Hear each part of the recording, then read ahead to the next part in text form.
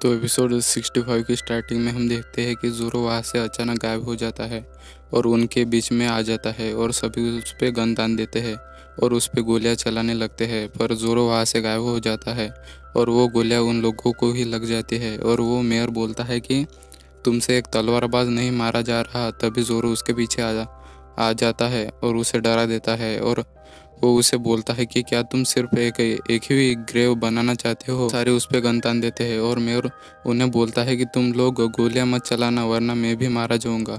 और जोरो फिर से गायब हो जाता है और मेयर बोलता है कि क्या वो सच में हम सबसे अकेला लड़ सकता है। उसने हमें चुनौती कैसे दी ये जानते हुए कि हम बोरोक वर्क से। और फिर हमें सभी को दिखाया जाता है जो कि सो रहे होते हैं। तभी हम देखते हैं कि नामी अभी भी जाग रही होती है, जो कि बेहोश होने का नाटक कर रही थी। और उसे इन लोगों के बारे में पहले से ही पता है कि ये लोग बाउंड्री हंटर है। और यहाँ हम देखते हैं कि वो लोग जोरो को ढूंढ रहे होते हैं। और जोरो बोलता है कि जो मैंने लॉकडाउन से तलवारें ली है अब उनका इस्तेमाल करने का टाइम आ गया है। तभी अचानक एक आदमी उसके ऊपर से हमला करता है और फिर सभी लोग वहाँ आ जाते हैं और उस पर फायर करने लगते हैं। और जोरो वहाँ अपनी स्वॉर्ड का इस्तेमाल करता है और उन लोगों को मार देता है और फिर वो भागने लगता है। तब भी मंडे उस पे बैरल फेंक के मारती है, पर जोरो उस बैरल के 4 टुकड़े कर देता है और वो कर्स स्वॉर्ड उस आदमी पर अचानक हमला कर देती है। और जोरो उसे बोलता है कि तुम्हें अपने मालिक का कहना मानना चाहिए। तभी वहाँ एक बच्चा उस पर हमला कर देता है पर जोरो उसे गिरा देता है। तभी उसकी माँ वहाँ आ जाती है और जोरो से उसके बेटे के लिए दया करने का बोलती है और उस पर पाउडर फेंक देती है जिससे लोग अंधे हो जाते हैं। तभी जोरो उस पाउडर बॉक्स को तोड़ देता है और बोलता है कि ये चाल किसी और पर आजमाना, मैं एक बहुत बुरा इंसान हूँ। और वो उन्हें बेहोश कर देता है और सभी आदमी जोरो के पीछे पड़ जाते हैं। तभी हम नामी को देखते हैं जो कि खजाना ढूंढ रही होती है पर उसे वहाँ कुछ भी नहीं मिलता। तभी हम जोरो को देखते हैं जो कि उन लोगों की सीढ़ी नीचे फेंक और वो अपनी तलवार से सभी को मार रहा होता है। तभी वहाँ मंडे आ जाती है जो जोरो से बोलते हैं कि इस टाउन में कोई आदमी नहीं है जो मुझसे ताकतवर है, देखते हैं कि तुम में कितना दम है। और वो उसका गला पकड़ लेती है और वो उसे एक पंच मार देती है जिससे ज़मीन में दरार पड़ जाती है। तभी मेयर बोलता है कि हमने काफ़ी समय बर्बाद कर लिया, अब ये ख़त्म करने का टाइम आ गया है। तभी हम मंडे को देखते हैं जिसे जोरो ने पकड़ लिया होता है और वो उसे बोलता है कि क्या तुम में इतना ही दम था। और जोरो उसे गिरा देता है और वो बोरोक वर्क आदमियों को बोलता है कि तुम्हें इससे बेहतर करना होगा, लड़ाई करना कोई मजाक नहीं है।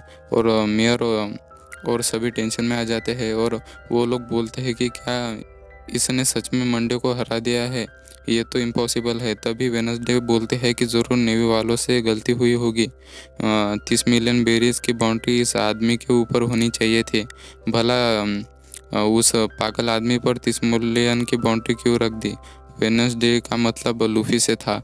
तभी मिस्टर नाइन बोलता है कि ज़रूर यही इस स्ट्रॉ हैट पायरेट का असली कैप्टन होगा। तभी मेयर बोलता है कि भले ही ये आदमी कैप्टन होगा पर हम एक अकेले आदमी से हार नहीं सकते। तभी वेनसडे बोलते हैं कि तो हमें भी मैदान में उतरना होगा। तभी जोरो बोलता है कि कोई भी आ जाओ, मुझे बस लड़ने से मतलब है। और मिस्टर एड उस पर हमला कर देता है और तभी मिस वेनसडे कारू को बुलाती है जो कि एक डक होता है।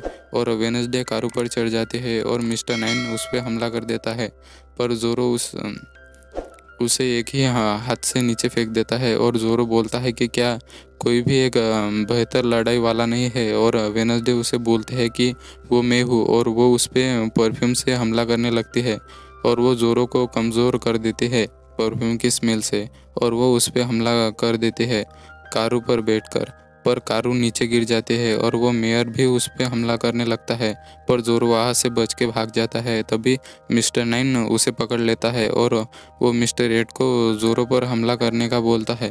तभी वहाँ वेनसडे लूफी को लाती है और जोरो को बोलती है कि अगर तुमने वहाँ से हिलने की कोशिश की तो मुझे लूफी को मारना पड़े।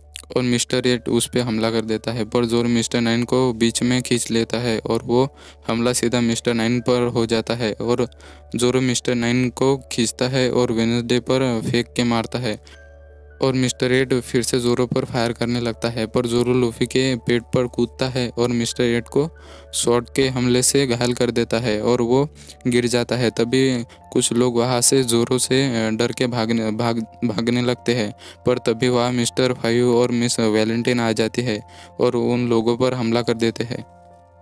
और वो मिस्टर एट को पूछता है कि क्या तुम तीनों एक अकेला आदमी से हार गए, ये कितना शर्मनाक है। भाई और मिस्टर वैलेंटाइन उन तीनों की मदद करने नहीं आए हुए होते हैं, वो तो उस आदमी को मारने हुए आते हैं जिसे बॉस का सीक्रेट पता चल गया है और वो लोग अल्बस्ता नाम के राज्य से है। तभी मिस्टर एड मन में सोचता है कि उन्हें कैसे पता चल गया, अब सब खत्म हो जाएगा और वो मिस्टर फाइव और मिस्टर वैलेंटाइन पर हमला कर देता है और वो बोलता है कि मैं तुम्हें प्रिंसेस वीवी को चोट पहुंचाने नहीं दूंगा, मैं स्कॉट कैप्टन हूँ अल्बस्ता किंगडम से।